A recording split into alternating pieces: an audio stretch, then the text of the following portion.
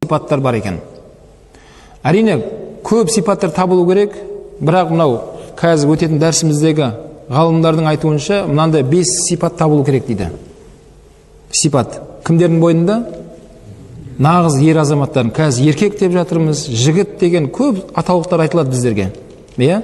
Сол нағыз ер жігіт, нағыз еркек болу үшін біздің бойымызда неше сипат болу керек екен? 5 сипат болу керек екен.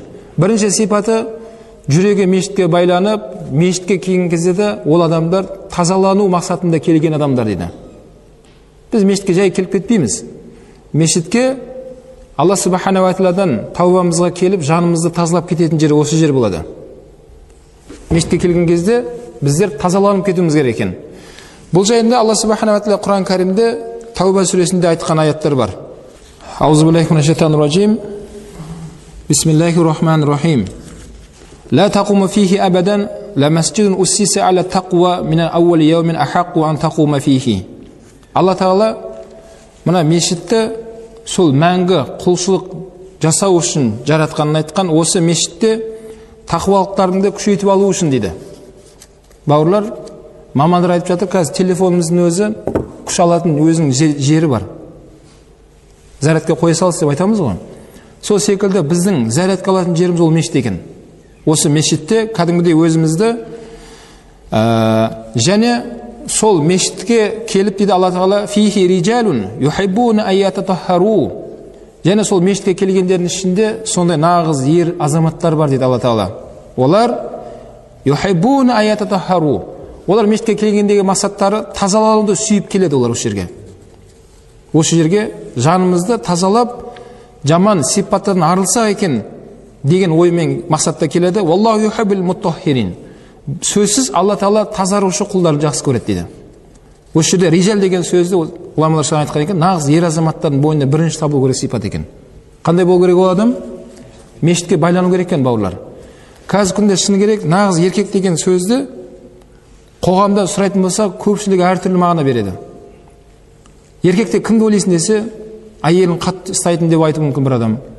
Екінші біреуі күші көп, қорықпайды, кәдімгідей жауға салсаң төбелесіп кете беретін адамды еркек деп айтуы мүмкін. Әр адам әртүрлі анықтама беріп жатыр. Бірақ Алла Тағала Құран Кәрімде ондай сипаттар айтқан жоқ. Бұл жерде нағыз еркек рижал деп кімді айтты? Мешітке байланған адамды айтты. Және жай мешітке келіп кете салмастан, ол тазалау үшін келетін жерге, соны жақсы көреді. Алла оны жақсы көреді дейді. Ол тазаланғанды жақсы көріп жатыр. Шыны керек, көпшілігіміз сыртқы бейнетімізге қатты мән береміз. Киімімізге қараймыз, айнаға бірнеше мәрте қараймыз, бір қара дақты көріп қалсақ, шұқылап тұрамыз сол жеріміз, мысалға. Әрине бұл сыртқы бейнетімізде көркем болу керек. Аллах джамил, юхиббул джамал дейді пайғамбар алейхиссалам. Алла өзі көркем. Алла Тағала әдемі көркем болып жүрген құлдарын жақсы көреді дейді.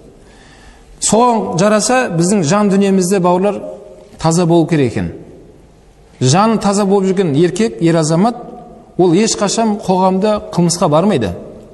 Ешқашан қоғамдағы ағайын туыспен жаға жыртысып, ол адам сөзге бармайды. Ағайын туысымыз.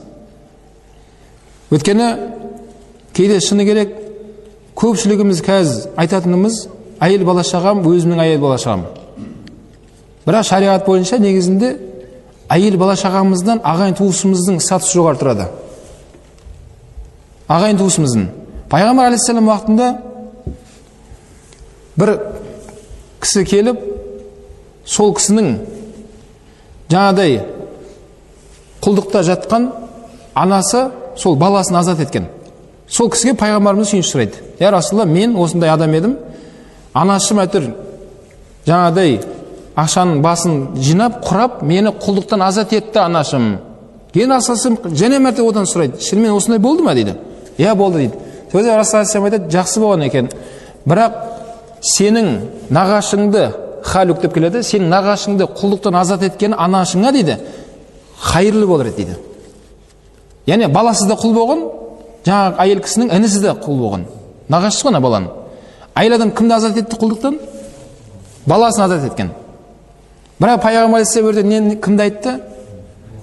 Сенен гөрі бауырын азат еткен оған хайырлы еді ғой деп айтқан пайғамбар алейхиссалам. Міне нағыз ер азамат, мешітке жүрегі байланып таза жүрген адам, ол бала шағасын ойламайды бірінші. Кімді ойлайды? Ағайын туысты бірінші орынға қояды. ағасын аға деп сыйлайды, бауырын. Бала шаға екінші орынға қалып қояды бұл жерде. Өйткені шариғат бойынша ағайын туысымыздың Алланың алдындағы беделі ол бауырлар біздің бала шағамыздан да қатты жоғары тұрады. Мешітке келіп тазарған адам оны жақсы түсіне бастайды. Кімнің кім екенін біле бастайды. Тіпті Расул алейхиссалам айтқан, сол рахым деген Алла субхана ва тағаланың рахман деген есімінен бөлініп, соған есім берілгенін айтқан. Хадисте айтады, рахм муаллақун бил арш. Біліңдер, сол ағайын туыстың арасындағы қарым қатынас, рахым деген нәрсе ол аршыда ілініп тұр дейді. Тақул, және былай деп айтады екен, мән уасалани уасалахулла. Кім менімен жақсы тұратын болса, Алла ол адаммен де жақсы тұрады. Уаман қатаани қатаахулла. Кім менімен алыс берісі кесіп тастайтын болса, Алла Тағала да ол пендесімен алыс берісін кеседі деп айтқан. Міне, сол себепті шариғатта мешітке келген нағыз ер азаматтарды осындай қылып тәрбиелейді екен. Ағайын туысты ағайын туыс ретінде ол үлкен деңгейін көре бастайды екен. Қоғамда да ол қылмысқа бармайды. Өткен адамның жаны тазарғаннан кейін мына өмірдің қағидаттарын ол түсіне бастайды. Өзінің несін орындай бастайды. Уақытысында біздің ата-бабаларымыз бір батыр, бір ауылда асыраған екен. Сол ауылдың мынау ризық несібесі бір батырдың мойнында болған. Қазір шыны керек, бәріміз өз бала шағамыз ойлайтын болып қалдық, ал уақытысында ата-бабаларымыз олай болмаған екен. Олар ауылды асырайтын болған. Сол аңшылыққа шыққан кезде, аңшылықта тапқан сол шариғаттың рұқсат еткен аңдарын алып келіп ортаға тастайды екен, қалағандарыңызды алып пайдаланыңыздар деп. Келесі ауылдан біреулер қайырымдылық қылайын десе, біздің сол ауылда жүрген батырларымыз разы болмайды екен. Жоқ, бауырым, ренжіме, бұл ауылда адамдар бар деп кіргізбейді екен. Нағыз ер азаматтың бойындағы табылатын бірінші сипат қалай екен, бауырлар? Жүрегі мешітке байланып, кейін ол тазалықты сүйіп келеді. Мешітке тазалу үшін келуіміз керек екен. Алла, мені кешір, міне алдыңа келдім, ләббайк Аллахума ләббайк, я Раббым, мен сенің құлың болам деп мешітке бауырлар мамандардың айтуынша адам намаз оқуды әдетке айналдырмаңыздар дейді. Намазы құлшылыққа айналдырыңдар деп жатыр. Намаз құлшылыққа айналу керек. Кейбір кісілер сол намазды не секілді көреміз дейді. Анау диетаға отырып алып кісілер сөйтіп жаңадай мынандай жаттығу жасау керек, одан кейін су ішу керек, одан кейін осындай өзінің режимдері бар екен. Сол олар өздеріне әдет қылып алған. Неге су ішіп алсын десе, әдетіме де айып етпе, сол баяғыдан келе жатқан деп қояды. Әдет бойына. Дәл сол секілді мешітке келіп намаз оқу, жалпы үйіңізде намаз оқу, құлшылық жасау, бауырлар, бұл әдетке айналмау керек екен. Мамандар не демес келіп жатыр оны? Құлшылыққа айналсын дейді. Міне Алла қаласа құптан намаз келе жатыр, Құдай қаласа. Бүгінгі келе жатқан құптан намаз кешегі құптан намаз емес. Әр намаз өз алдына жеке-жеке болып келетін парыз намаздар. Бүгінгі құптаннан кейінгі таң намазы ертең әлі бізге парыз емес ол. Оның кім бар, кім жоқ, оны Алла біледі. Әр намаз өз алдына жеке құлшылық болып келетіндігін айтқан, және соған кәдімгідей арнайы дайындық көреді екенбіз. Әр намазды дайындықпен қарсы алады екенбіз. Сол кезде қоғамда нағыз ер азамат болып жүруге хақымыз бар екен. Соған жараса біздерде иншалла амал істейтін болады екенбіз иншалла. Және нағыз ер азаматтың бойында табылу керек болған екінші сипат біздің бойымызда Алла субхана ва тағаланы еске алып жүру деген сипат болу керек екен. Жаңа бірінші мешітке жүрек байланып тазару қойды ғой. Екінші сипат не екен? Нағыз ер азаматты ол адам әрдайым Алла Тағаланы еске алып жүреді. Еске алып жүрген адамды Алла Тағала Құран кәрімде былай деп баяндаған. Рижалун ла тулхиким тижарату ва ла бай'ун ан зикриллахи ва иқамис салати ва итаиз закати яхафуна яуман татақаллабу фихи л-қулуб вал абсар. Сондай нағыз еркектер бар дейді Алла Тағала. Нағыз ер азаматтар бар. Олар Алла субхана ва тағала еске алуларында олардың тоқтап қалатын саудалары, дүние тіршіліктері оларға кедергі бола алмайды дейді. Олар намаз оқуларында, зекет берулерінде дейді. Олар ертең қиямет күні жүректер қобалжыған күнде көздері, мынау көздерінің орнынан шығып кететін күннен қатты қорқатын еркектер олар дейді. Деп Алла Тағала нағыз ер азаматтардың бойында табылу керек деген сипатты ескертіп берді бізге. Екіншісі қалай екен ол? Алла субхана ва тағала еске алып жүретін адамдарды нағыз еркек деп айтты Алла тағала. Нағыз ер азамат. Жаңа айтқандай төбелесетін жігіттер нағыз еркек емес. Нағыз ер азаматтар не екен ол? Алла субхана ва тағаланың әр мезетте есіне алып жүрген адамдар. Алла тағаланы еске алып жүргеннен кейін ол адам шынымен мына қоғамда адам болып жүреді екен. Расул айтқан, Алланы еске алған жүрек ол тірі жүрек дейді. Алланы еске алмаған жүрек ол өліп қалған жүрек ол дейді пайғамбар хадисінде. Біздің алдымызда сол келбеті көрініп тұрғанымен, бірақ ол баяда өліп кеткен адамдар еді дейді. Кейбір ғұламалар айтқан, ондай адамдардан барзақ әлемдегі адамдар хайырлы деп айтқан кейбір ғұламалар. Өткен барзақ әлемінде жатқан адамдар тірі адамдарға зиян бермей жатыр дейді. Ал жаңаға өліп қалған жүрек өліп қалған адам, ол тірі жүріп адамдарға зиянға ұшыратып жатыр. Одан өліп кеткен адамдар пайдалы, яғни ешкімге зияны жоқ қой деп айтқан ғұламалар да бар кітапта. Бауырлар, Алла субхана ва тағаланы еске алу бұл нағыз ер азаматтың бойындағы табылып болған сипаттың екіншісі екен. Құдай сақтасын, Алланы ескен ұмыттыңыз ба? Алла сізді ұмытады. Құран аят бар, сендер бізді ұмытсаңдар, біз де сендер ұмытып қоямыз дейді. Міне сол себепті Алла субхана ва тағала инсан деген Құран кәрімде нәсия дегеннен шығады, инсан деп айтқан. Я юхан нәс деп келеді. Нәс деген инсаннан шығады. Ұмытушы. Ей ұмытушы адамдар дейді Алла тағала Құран кәрімде. Көп аяттар осылай бастайды сөзін. Ей ұмытушы адамдар. Біз ұмытып қоямыз. Бірақ Алла субхана ва тағала мейірімді сол бір жылда 12 айға бөліп тастағанын айтқан Құранда аяттар бар. Әр айымызда құлшылықпен айналысу үшін осындай бір қасиетті күндерді қойған Алла тағала. Қараңыз, Алланы еске алып жүру үшін. Мысалы айтатын болса, өткен Ережеп айында қандай құлшылық айы болды? Ережептің артынша қандай ай келді? Қандай ай келді? Шағбан келді. Шағбаннан кейін қандай ай келді? Рамазан айы келді. Одан кейін қандай ай келді? Шауал келді, қасиетті ай, қараңыздар. Одан кейін Зулқайда келді. Міне кеше Зулхиджа айында қажылыққа барып келді бауырларымыз. Енді қазір қандай айға келдік? Мұхаррам айына келдік. Міне осы Мұхаррам айында да бауырлар көп еске алуымыз керек. Алла тағаланы ораза арқылы біреу көп еске алады, біреу намаз арқылы көп еске алады. Біреулер, міне бауырларымыз қазір Құран оқуды көп әдетке айналдырып жатыр. Құран оқуды. Қараңыздар, қазір жамағаттарды соң көп айтып жатырмыз. Менің білуімше Астананың жамағат алдында кетіп бара жатыр. Құран оқу мәселесінде. Өткенде Қарағандыда бір бауырларымыз Астананың жамағаттарынан сұрадым дейді, ұялып қалдым дейді. Бізде мешітімізде бір айда 3 хатым жасалынады. Жамағаттың арасында. Әр 10 күнде хатымыз бар. Енді жаңа жігіттер айтады, қараған жамағаттар мақтанып айтқан едік дейді сол мәселені. Сөйтсе оларда күніге хатым екен дейді. Күніге. Міне бәрекелді. Бізде де деп жатыр қажекең машалла. 30 адамнан бөлініп бір топ құрып алған екен, әрқайсысы 30-30-дан. Күніге бір парадан оқып кете береміз дейді ары қарай. Қарасақ, міне еске алудың ең үлкен дәрежесі бауырлар бұл. Алла субхана ва тағаланы еске алудың ең үлкені ол Алла тағаланың жақсы көрген кәламын оқу. Алла өзін жақсы көреді, өзінің есім сипаттарын жақсы көреді, Алла өзінің сөзін жақсы көреді. Құранды көп қолыңызға оқыдыңыз ба, Алланы жақсы көресіз ба, Алла сізді жақсы көреді иншалла. Тәулікте мамандардың айтуынша 24 сағат беріліпті біздерге. 24 сағат.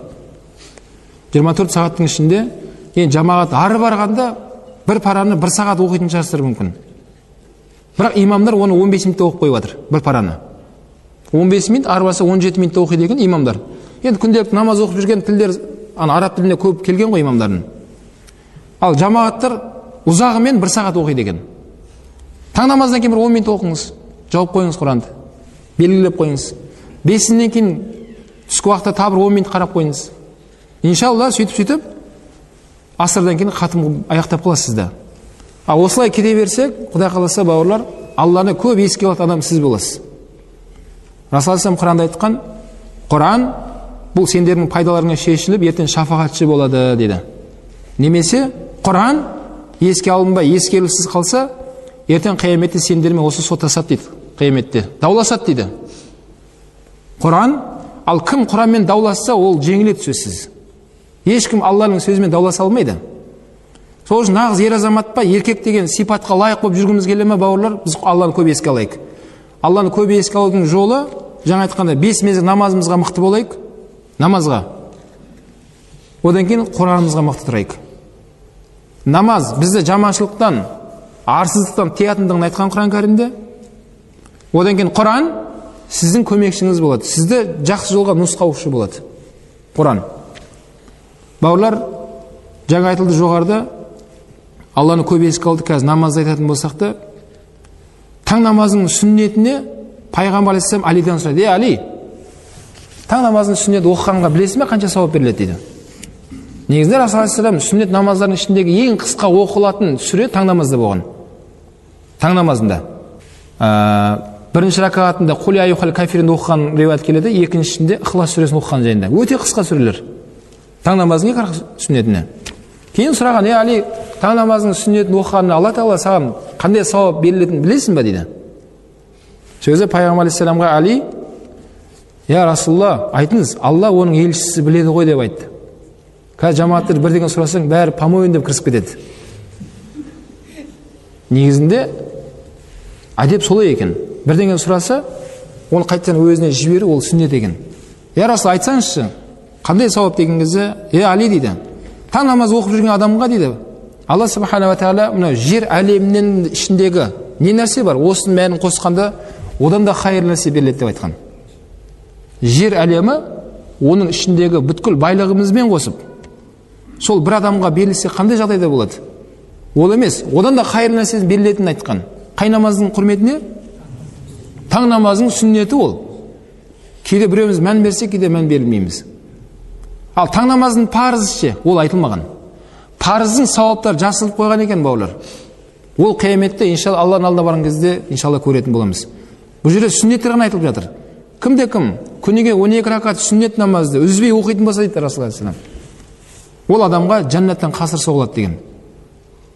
Сол хадистің түсініктемесінде ғұламалар айтты, ондай қасыр әлемде ешкімде жоқ, болғандай емес дейді. Менмін деген бай бағландардың өзінің үйлері ондай жоқ дейді. Мыңдаған бөлмесі бар, ондай үй жоқ, бір-біріне не ұқсамайтын. Кімдер үшін беріледі деді ондай үй? Қасыр. Күніге 12 ракат сүннет оқып жүрген адамға дейді. Таң намазының 2 ракат сүннеті, 5-нен алдын 4-еу, 5-нен кейінгі 2-еу, ақшамнан кейінгі 2-еу, құптаннан кейінгі 2-еу. Жалпы қанша болды бәрі? 12 болды. 12 ракат. Сол кезде бір сахаба сұрады: Я Расулалла, жалпы өмірінде сол бәрін қосқанда бір қасыр ма, жоқ күндегісі күнеге ма? Дегенде күндегісін күнеге деп айтқан. Қазір менмін деген байдың өзі 2 бөлмелі деп айтпай ақ қойын. Күніге 1 бөлмелі квартира сатып алуға ақша жетпей қалады. Номер 1 миллиардердің өзін қазір пәленше деп айтсаңыздар, бірақ күніге шарт қою керек оған. Күніге 1 бөлмелі квартира сатып аласың. Бүгін Алматыдан ал, ертең Астанадан ал, одан кейін осылай айналдыра бер. Шамасы келе ме, келмей ме? Келмейді, бірнеше жылдан кейін онда қызыл свет жана бастайды. Болды, мен ақшам бітті осымен дейді. Бірақ ол 1 бөлмелі квартира емес ол. 12 ракат сүннет оқып жатқанға Алла Тағала не соғатынын айтты деп Расул алейхиссалам. Қасыр деп айтты. Қасыр деген ол біздің көзіміз көрмеген, құлағымыз естімеген, ойымызға күлмеген қасыр ол, бауырлар. Қасыр деген орысша дворец екен. Өте үлкен дворец. Қай намазымыз үшін ол бәрі? 12 ракат сүннет. Ал таң намазды ма ұйықтап қалсақ ше? Жай ұйықтап жіберіп алдыңыз. Қаза болып кетті дейді ғой кейде. Кейде адамдар сөйтіп сұрақ қояды қазір, бауырлар. Сол намазым қаза қылған ем, соны қосып оқысам бола ма деп. Бауырлар, Құдай сақтасын, намазы жай қаза қылғанның екінші жағы бар. Бір намазды қаза қылған үшін 70 күн азап көреді деп келеді. Соң ғұламалар айтқан 70 күн қай күнмен ол? Біздің осы өмірдегі 70 күн ба, ақыреттің 70 күні ма дейді. Ал ақыреттің 70 күні болатын болса, ақыреттің бір күні біздің 1000 күн яқта. Намазды жай жіберіп алған үшін. Жай оқымай қоя салдың. 5-інде шаршап келіп ұйықтап қалған болдың, асырда бірақ тұрдың. Шететте екен қосып оқысам бола ма деп сұрап отырады. Бауырлар, намаз жай жібере салатын нәрсе емес екен. Орындап жүрсеңіз, керемет сауапқа кенеледі екенсің. Ал ол жай былай кете беретін болса не болады екен? Оның да азабы қатты болады екен. Құран кәрімде уайлул лил мусаллин деген. Уайлул лил мусаллин. Алла айтады, намазхандарға тозақтың уайлы болсын дейді. Уайл деген тозақтың бір шұңқыры. Соның тәпсірінде ғұламалар айтқан, уайл деген ол тозақтың шұңқыры, мына өмірдегі бүткіл тауларды апарып салсаңдар, оған кіріп кететін шұңқыр деп айтқан. От шығып тұратын шұңқыр. Алла Тағала сол шығып тұрған сол шұңқырды намазхандарға Алла тілеп жатыр. Қараңыз. Уайл болсын сондай намазхандарға дейді. Кейін аяттың жалғасы. Қандай намазхандар десе, намазын бір оқы, бір оқымай, немқұрайдылық қарап жүрген намазхандарға деп айтқан. Сол аяттың тәпсірінде айтқан, егер намаз оқып жүрген адамдардың өз жағдайы мынандай болса, оқымайтын адамдардың жағдайы қандай болады деп жазып қойған сол жерге. Бауырлар, қайтадан дәрісімізге оралайық. Нағыз ер азамат болудың сипаттары бар екен. Біріншісі не айтылды? Жүрегі мешітке байлану керек екен. Мешітке байланған адам, бауырлар, жай намазға оқып кетпейік мына жерге. Қазір шыны керек, адамдар көп сын айтатын жағдайға жеттік қазір. Мешіттер неге ондай емес? Ана свет қазір өшіп тұрса келеді де, имамға неге светтерің өшіп тұр деп кетеді. Тағы басқа. Бауырлар, мешіт бәрімізде ортақ мәселе. Мешіт келдік па, кішкене имамға сәлем беріп, жағдайын сұрап, мешіттің жағдайы қалай болып тұраға? Мен кішкенде осындай бір шаруам бар еді. Мүмкін көмегім тиіп қалар деп осындай болып кішкене арқа-жарқа болып жүру керек. Мешітке көмектессін ба, Алла саған көмектеседі. Өйткені Алла Субхана ва Тағаланың дінін таратып бірде-бір еліміздегі осы мешіт қана. Біздің заңымызда жазылып тұр. Діни мәселе мешітте ғана айтылады. Қазір мешіттің территориясынан шығып, діни уағыз айтуға болмайды біздерге. Уағыз қай жерде ғана айтылады? Мешітте ғана айтылады. Мешітіміз көркейіп тұру керек екен. Мынау басқа діндердің шіркеулеріне кіріп көргенсіздер ме? Кіріп көруге кеңес беремін. Кіріп көріңіздер. Сондай шіркеулерді көрген кезде таң қаласыз. Не деген жаңағыдай алтынмен қаптап тастаған. Ал мешітке келсеңіз, кейде аяғыңыз жағдайға жетеді. Әрине бұл мешіттеріміз әдемі. Мына имам ағаларымызға Алла қуат берсін. Бірақ кейбір мешіттерді қарасаңыз өте жұпыны. Өйір намазхандар жоқ секілді ойлап қаласыз. Қарасаң, небір азаматтар келіп намаз оқиды, мәншесі мінетте кетеді. Үйі ондай емес, бірақ олардың тұрып атқан үйлері зәулім үйлерде тұрады. Мешіт жаңағыдай жағдайға жеткен. Бауырлар, жаңа айтқандай, жүрек мешітке байланды ма, демек сен жақсы көресің ғой ол жерді.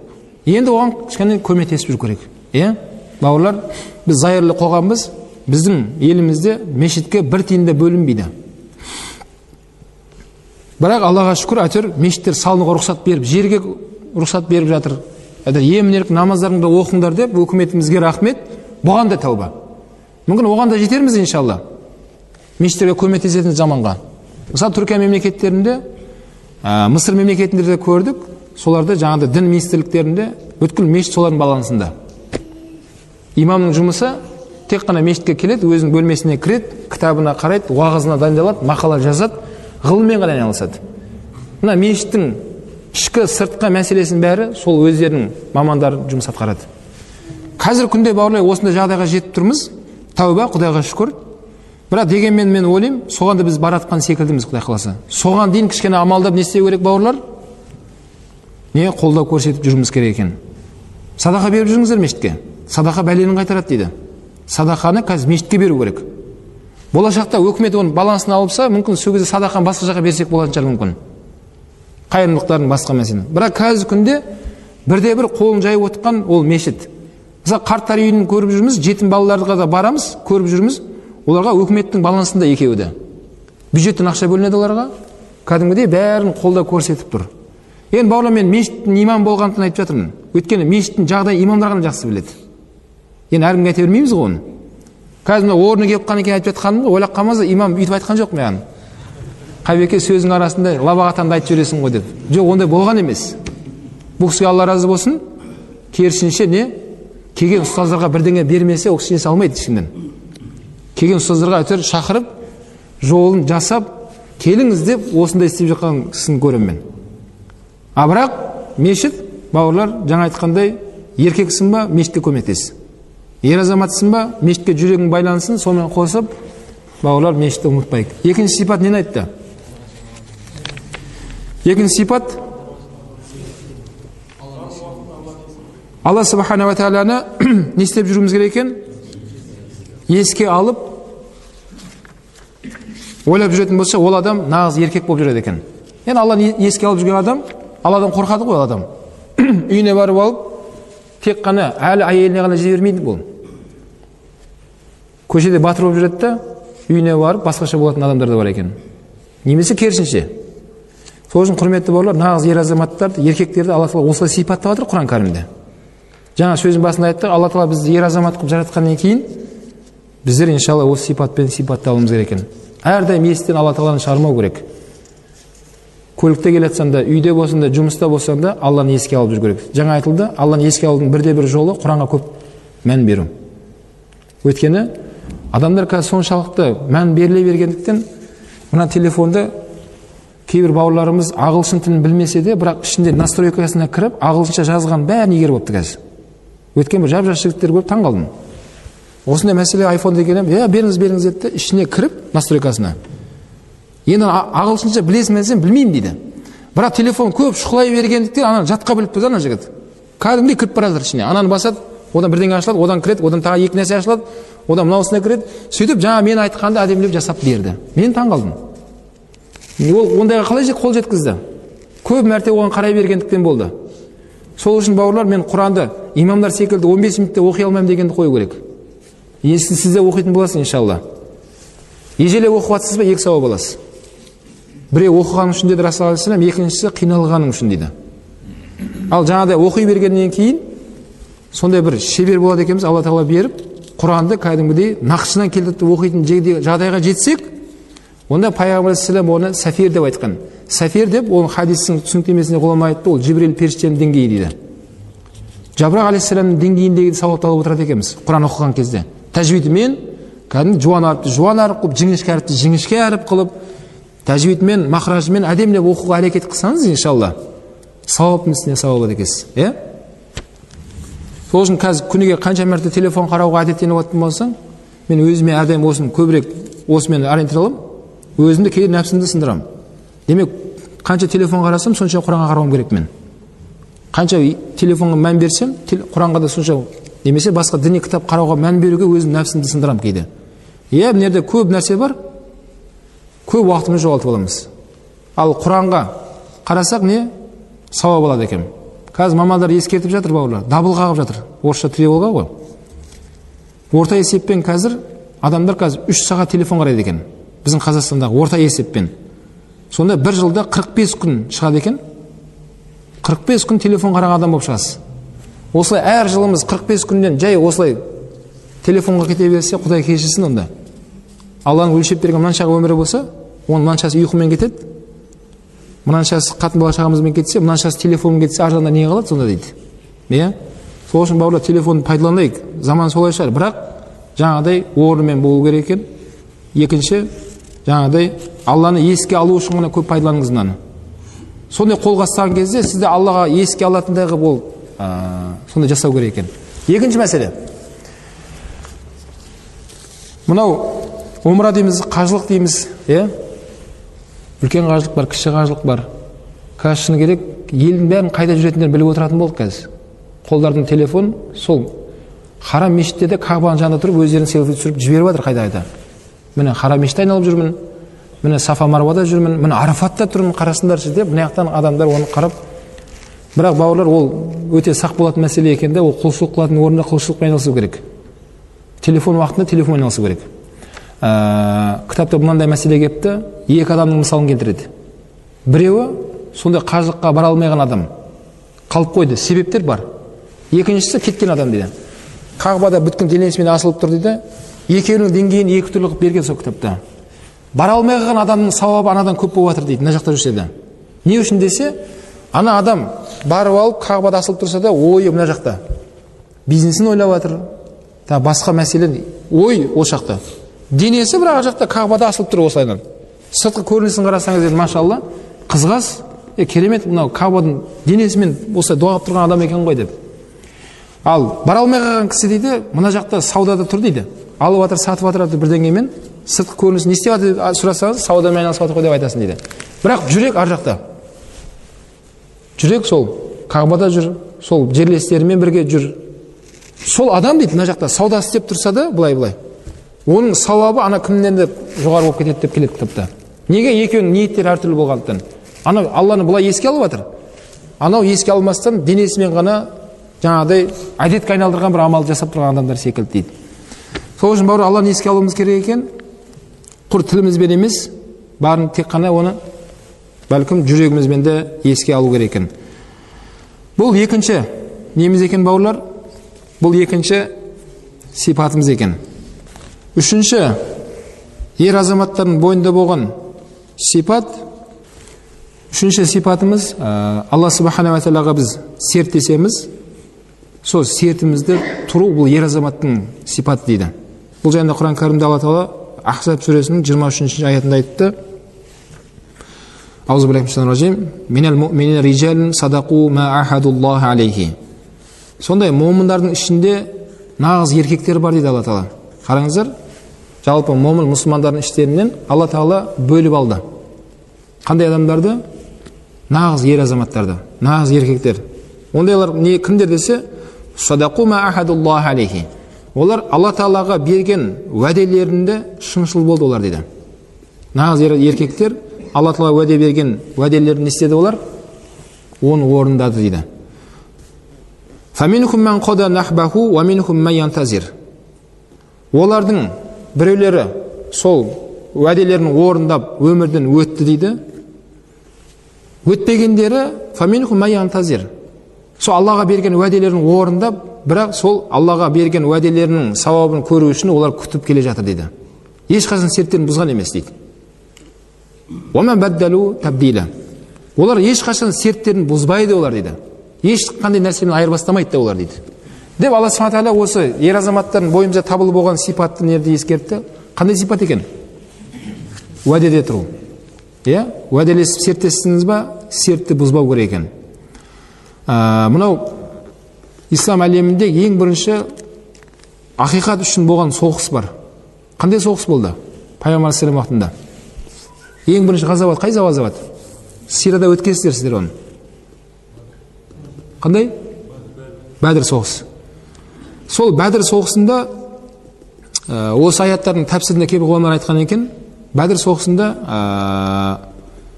Малик бин Надр деген сахаба болған. Сол сахаба Бәдір соғысында қатыса алмаған. Бір себептермен байланысты соғысқа қатыспаған сахаба сол кісі. Кейін сол Бәдір соғысына қатыса алмағанда Алла Тағаладан жалбарынып, көп дұға жасап, Аллаға уәде берген сол. Алла, соғыстан Алла Құдай бетін аулақ етсін, бірақ болып қалып жатса, мен саған уәде беремін, мен Расулланың жанында осы дін үшін, ақиқат үшін мен алғашқы сапта тұрып, елімді қорғайтын кісі боламын деп, Аллаға не берген ол? Серт берген. Сол кезде жаңағы сахаба Ухуд соғысы келді, екінші соғыс.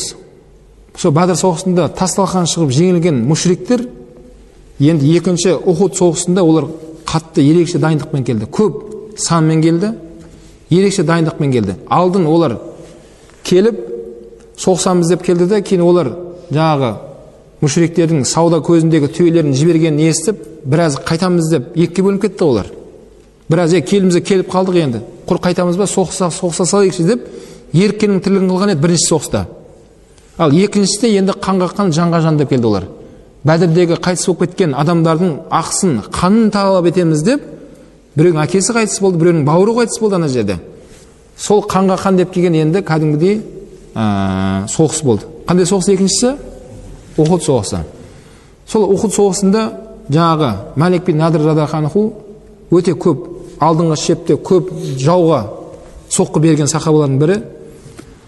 Сол соғыста ол кісі мерт болды. Тіпті сол кезде жанындағы адамдар айтқан екен, бауырым сен байқашы десе, мен Ухуд тауысында жәннаттың иісін сезіп жатырмын деп алға қарап шаба береді екен сол кісі. Не деп айтқан? Жәннаттың иісін сезіп жатырмын, жігіттер сезбей жатсыңдар ма деп айтатын сахаба сол болған. Алға қарап шаба деген. Сол қайтыс болған кезде денесінде 80 жерден жарақат болғанын айтқан, тіпті қарындасы мына саусағының ұшынан ғана танығанын айтқан. Адам танымайтын деңгейде қайтыс болған жаңа сахаба. Осы аят сол сахабаға түскен деп кейбір ғұламалар тәпсірінде сөйтіп айтты. Есімі кім? Малик бин Надр деген кісі, радиаллаху анху. Ол не істеді? Ақиқат үшін сол Аллаға берген уәдесін орындады. Құрметті бауырлар, демек уәде деген оның түрлері көп екен. Міне біз Әл-Мисақтағы берген уәдемізді Аллаға шүкір орындап жатырмыз. Әл-Мисақта біз мұсылман болған едік. Мұсылман адам, Абай атамыз дейді, ақылды адамға иман парыз, иманды адамға амал парыз дейді. Намазымыз оқу, қажылыққа баруымыз, басқа да амалдар жасауымыз бұл Әл-Мисақтағы берген уәдеміздің шығып жатқанымыз негізінде бұл. Әлмисақта мұсылман болып қойғанбыз біз. Әлмисақ деген не еді ол? Бәрекелді. Бүткіл рухтар жаратылғанда әлмисақ деп айтылады. Иә? Мына денеден бұрын жанымыз жаратқан Алла Тағала. Бірінші не жаратылған бізде? Әлі денеміз жоқ әлі. Жанымыз жаратқан.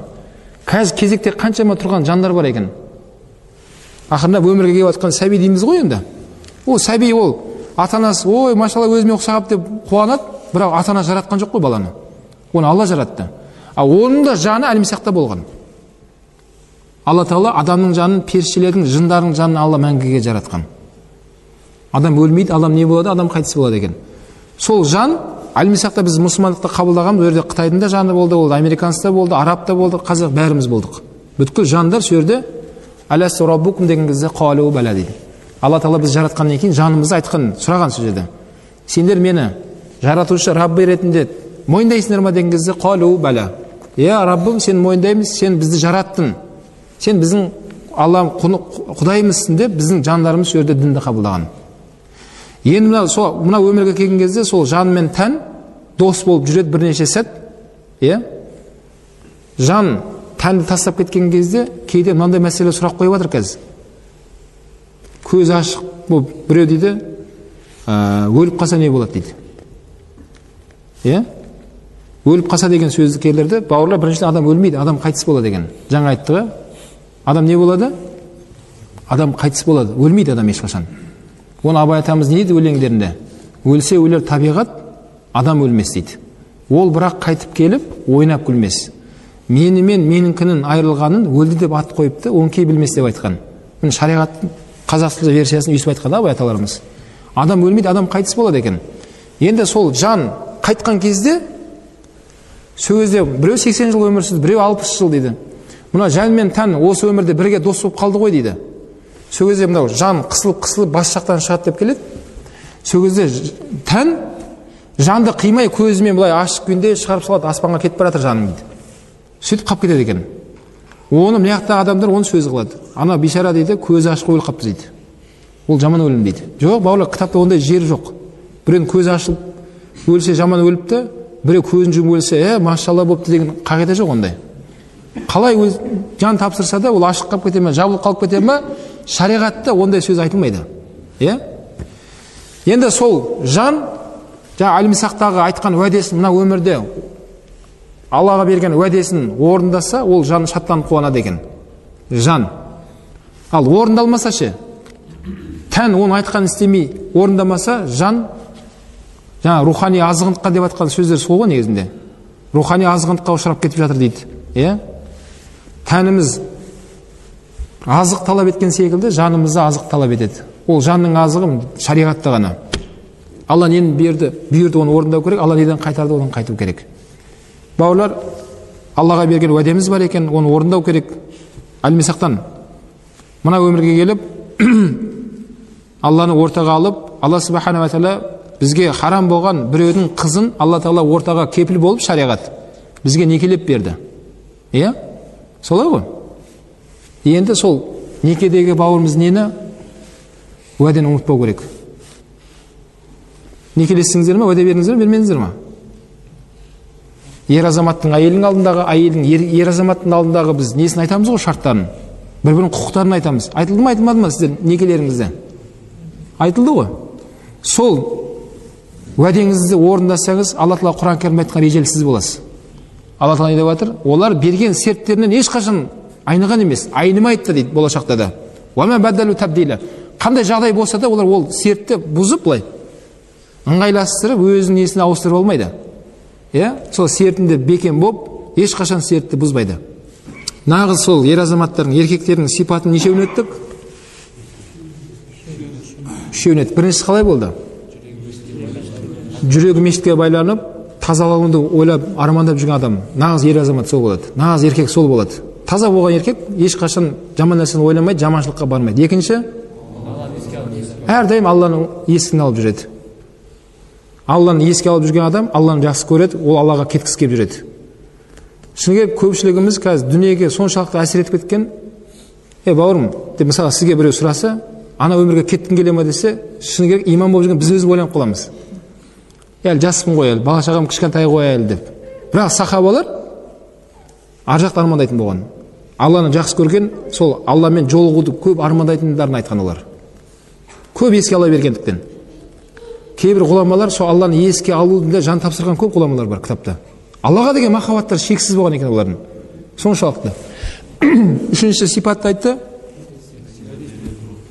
Уәдеде тұратын аятта Алла Тағала айтты.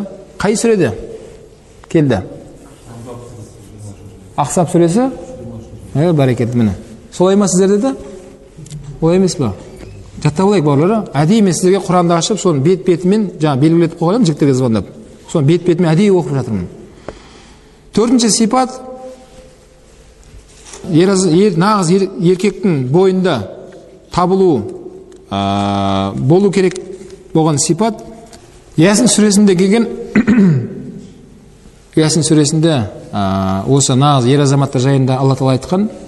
Бұл жаңа төртінші сипат, бұл пайғамбарларды қорғау сипаты. Нағыз ер азаматтың сипаты пайғамбарларды қорғау. Тіпті осы Ясин сүресінде айтқан Алла Тағала сол пайғамбарды ортаға алып, сол халқы өлтіреміз деп, сондай шешім қабылдап жатқан кезде келесі ауылдан дейді, ол кісінің атында берген екен, Хабиб деген кісі болған екен. Нақты қайсы пайғамбар екен Аллах әлем. Қай пайғамбарды болған Аллах әлем. Сол кісі келіп, жаңа жерге ортаға түсіп, пайғамбарды қорғаған үшін аят бар түскен Құран кәрімде, Ясин сүресінде. Жаңа кісі ортаға түсіп, бұл пайғамбарды сендерге ақиқатқа шақырғаны үшін өлтірейін деп жатсыңдар ма? Бұл пайғамбар сендерге дін жеткізгені ешкімден ақша сұрап жатқан емес бұл. Сол үшін ғана азаптап өлтірейін деп жатсыңдар ма деп, соның орнына сол кісі қайтыс болған. Жаңа Хабиб деген кісі деп келеді.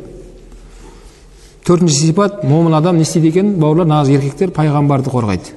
Қазір күнімізде пайғамбар жоқ, кімді қорғаймыз деген ой келуі мүмкін. Қазір күнде не? Пайғамбардың атынан біреу бір жаман сөз айтса, бірден араға түсіп не істеу керек, оны қорғау керек. Бірден. Өйткені Тұрсынбектен Әзілкеш бауырымыздың бір шықты ғой неде. Бір жігіттер жіберіпті, не екен деп қарасам, сол айтып жатқан бір сөздерді естіп қалдым. Жаңағыдай, жалпы қазақ десе ешкім мүлк етпей жатыр дейді. Бірақ жаңағыдай жүзін айтсаң дейді, орта жүз ба, кіші жүз ба десең дейді, балконнан секіруге дайын дейді. Неге біздің кіші жүзде сен тілің тиіп жатыр деп, оның руын айтатын болсаң, мүлдем басқа жағдай болуы мүмкін әнерде. Дәл сол секілді пайғамбардың аттарында біреулер жағымсыз дұрыс емес сөз айтса, сауатты түрде ол жерде оны қорғау керек екен.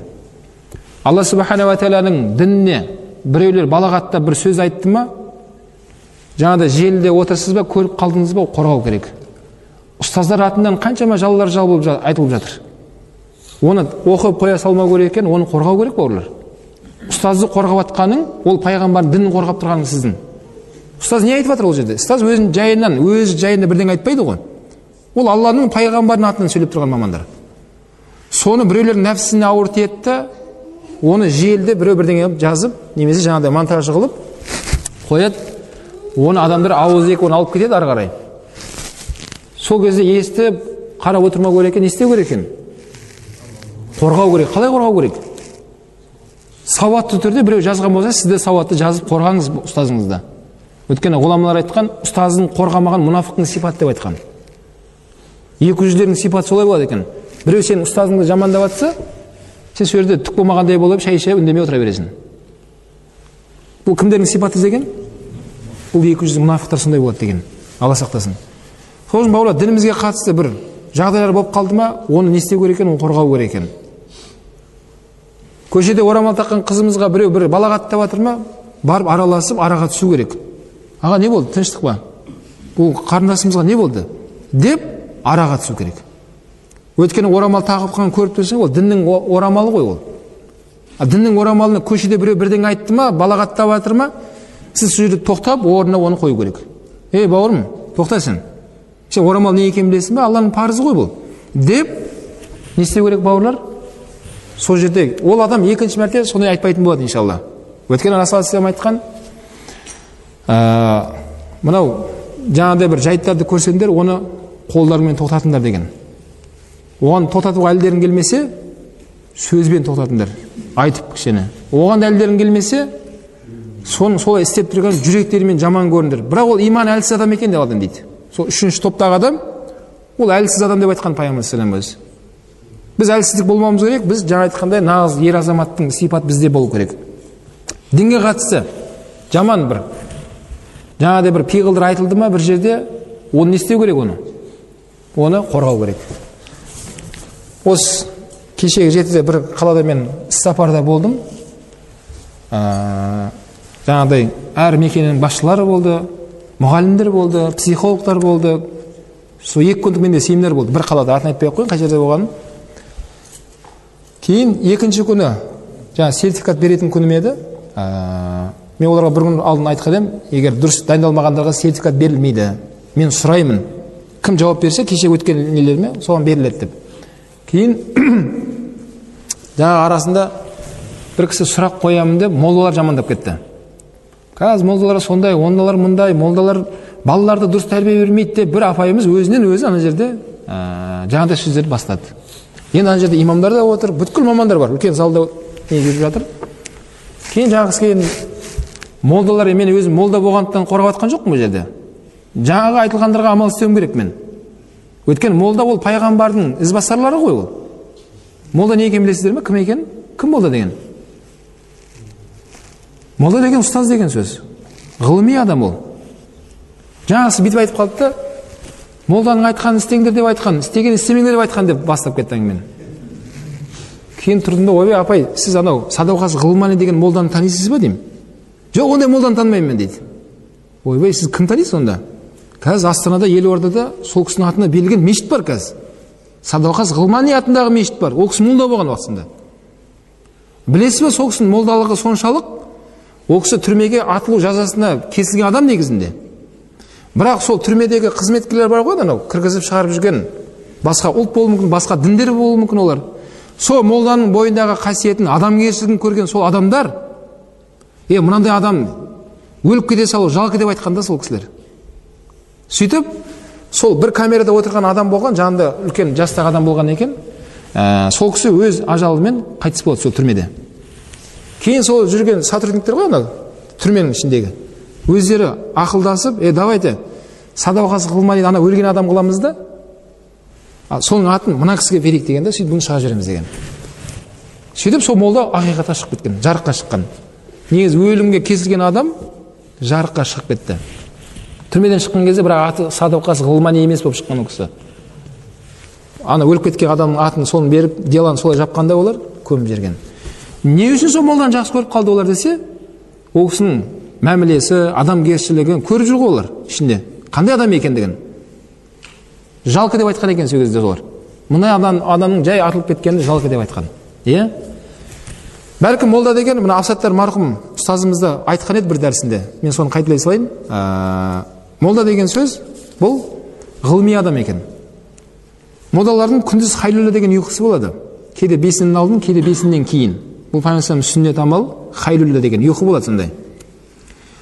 Сол ұйқының есесіне түнімен ғылыммен айналысады. Кітап қарайды, мәселе қарайды, Құранды ашып қояды, бүткіл тәпсірлерді қарап, түні бойы көзі қызарып ғылыммен айналысады. Соны көрген халық молданың айтқан, істеген істейміз деп келесі күн елдің бәрі ұйықтаған ғой. Аэропорт жауып тұр, вокзал жауып тұр, бәрі жауып тұр. Не болған десе, кеше молданың істеген істеймін деп елдің бәрі ұйықтап жатыр. Кейін бір данышпан айтқан екен, молданың айтқанын істеңдер, істеген істемей қойыңдар деген сөйлеген қалған ғой негізінде. Оны адамдар, жаңа айтып жатырмын да, оны екінші бір апайымыз әйелде жақтап кеткен еді. Адамдар ойынан хабар береді десем, бәрі күліп ана кісі өзі нетіп қалды. Ана екеуі бұғып отыр ана жерде. Кейін молдалар туралы жаңағыдай дінді қорғауым керек қой енді. Мен де молданы да қорғауым керек. Апай үйтіп айтпаңыз дедім. Енді Құдайдың құдіретін қараңыз. Сөйтіп жаңа сертификатты беріп жатырмын ғой. Сөйтіп жаңа имамдардың ішінде бір Дауд деген имам, молда, Алла разы болсын, сол кісі баласымен келген.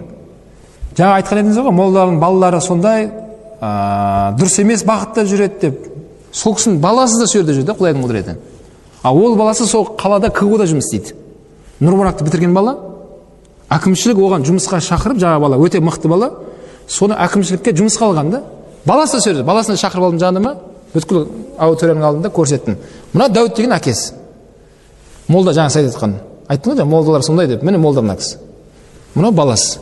Қараңыз. Нұрмұратты бітіріп келген дипломмен, мына әкімшілік оны маман ретінде жұмыс беріп, залдың бәрі шапалақ ұрып, ана кісінің бәрі бүйтіп отыр, ана төніп. Ойеке төмен қарап отыр. Енді одан да қызығын қараңыз. Кейін сертификат бәрін беріп бітірдік.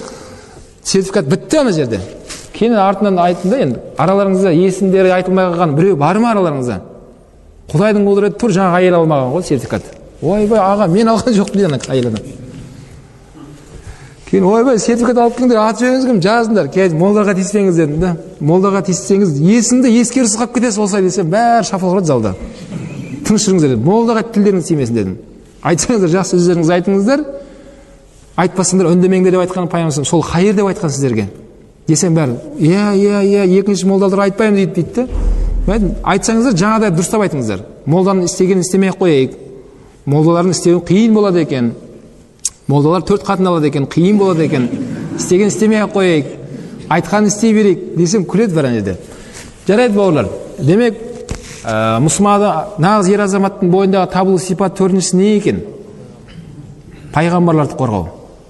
Және айтамыз, қазір пайғамбар арамызда жоқ.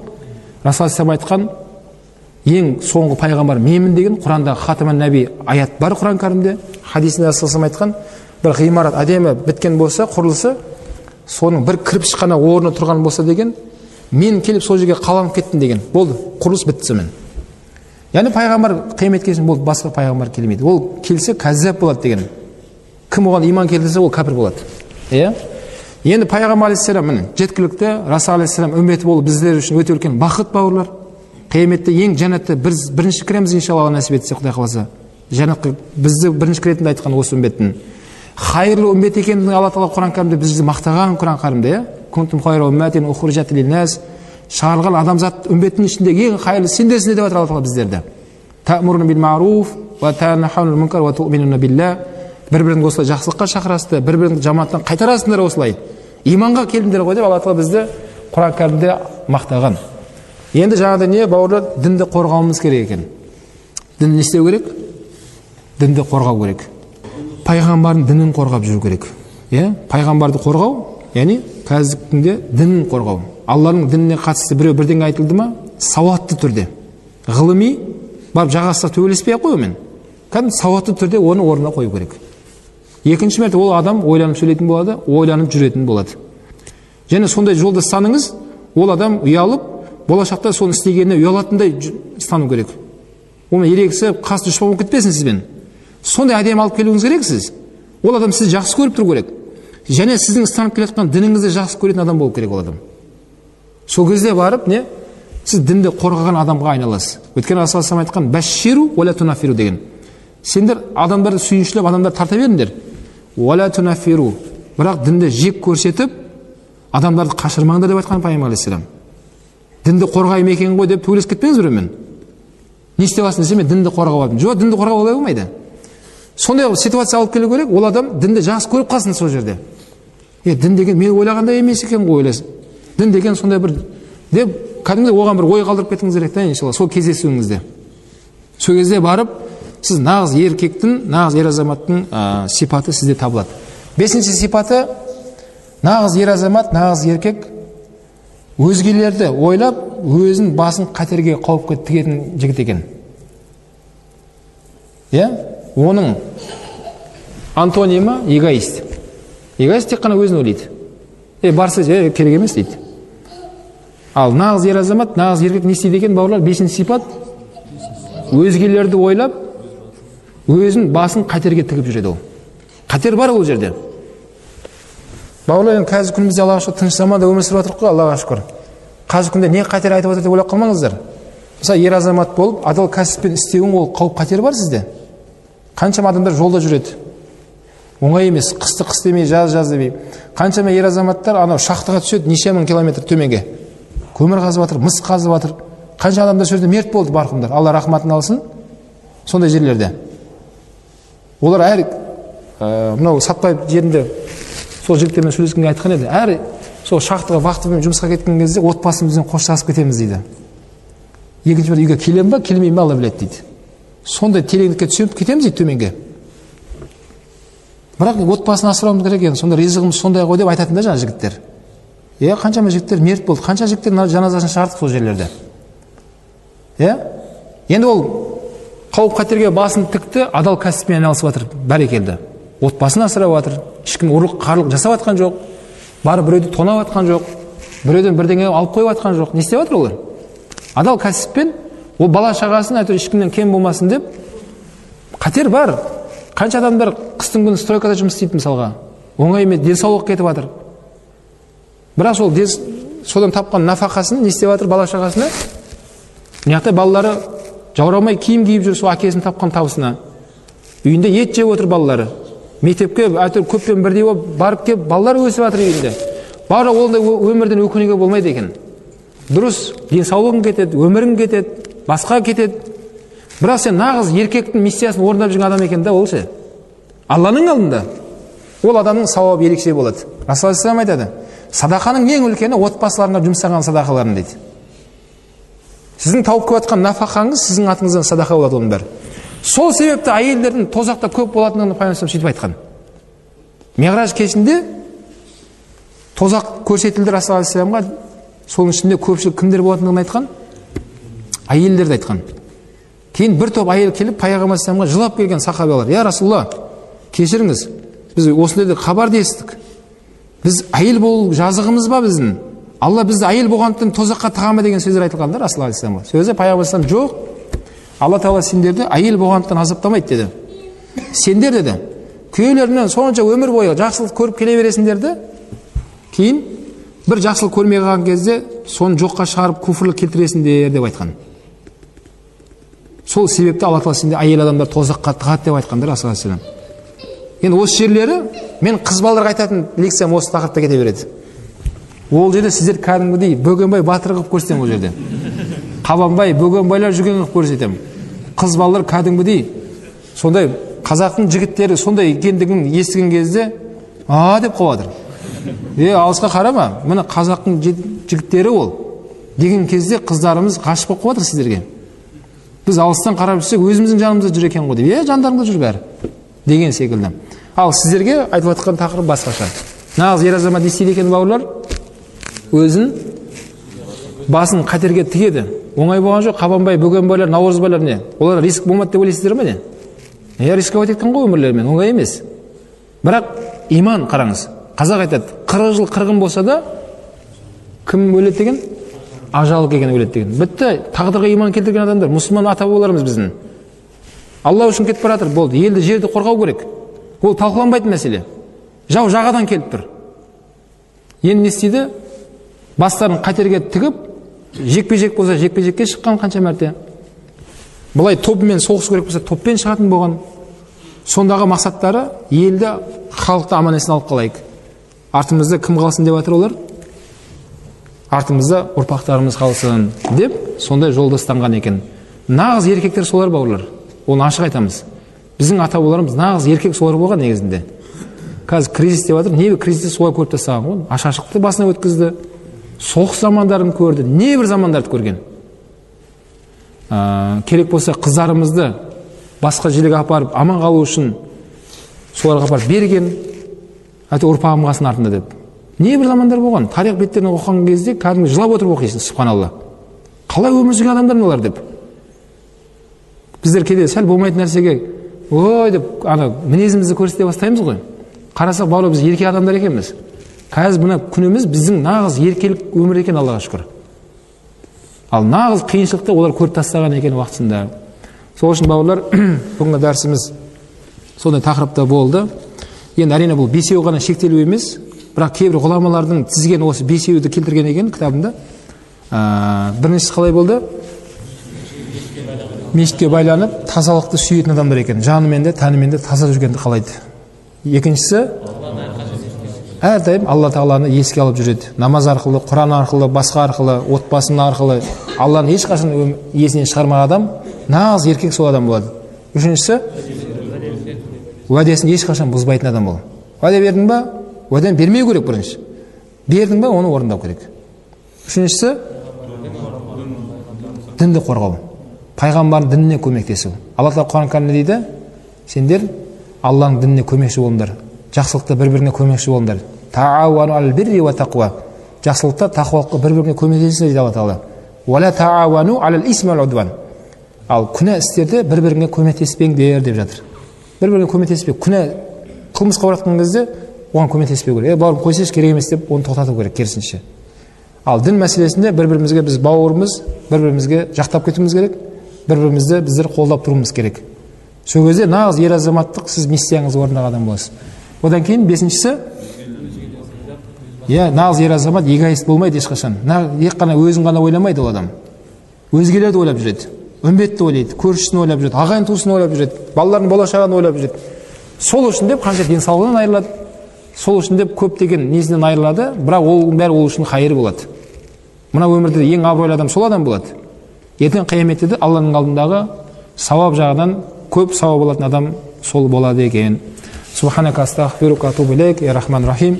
Естіген білгенімізге амал етуді нәсіп еткесін Алла Тағала. Құран кәрімде өзінің сипаттағандай ар-рижал, осы нағыз еркектер деген сипат біздің бойымызда табуды нәсіп еткесін. Біздерді және біздің ұрпақтарымыздың бойларында табуды нәсіп еткесін. Алла Тағала баршамызды жігерлі болды, намысты болды, тақуа болды. Өзінде қорқатын, пайғамбар алейхиссалам сүннетімен жүретін сүйікті құлдарының болып баршамыз өзін нәсіп еткесін. Елімізді, жерімізді, қыздарымызды, абыройымызды, шекараларымызды, дінімізді Алла өзін қорғағайсын. Халқымызды, жамағатымызды алауыздықтан, шайтанның уасвасасынан, фитнадан өзің аманда еткесін. Мынау жамағаттарымызға өйтіп отқан имам ұстаздарға Алла өзің күш қуат бергейсін, өзің жәрдемші болғайсың. Артына үйіп жүрген жамағаттарға ауыз бірліктен ешқашан айырмағайсың. Уассаллаху тағала хайру халқихи Мұхаммад Мұстафа ва аля алихи ва асхабихи аджмаин би рахматика я архамар рахимин.